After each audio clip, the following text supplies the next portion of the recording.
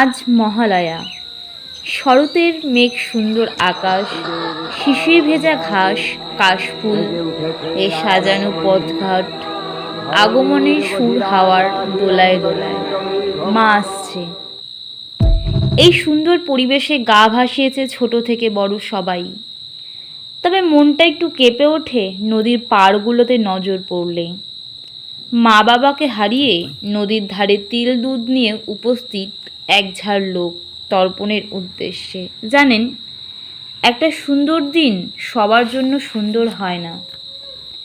তর্পণের সময় দয়া করে ছবি তুলবেন না, কারণ এটা কোনো উৎসব না।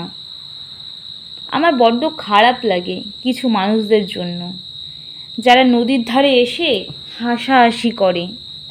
এই বিষয় দেখে আদৌ এই বিষয়বস্তু সম্পর্কে তাদের বিন্দুমাত্র ধারণা আছে কিনা আমার জানা নেই।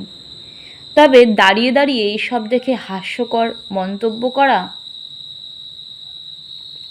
আমার মতে মোটেই উচিত নয়। বাবা মার সঙ্গে একটা শিশুর নারীর টান থাকে।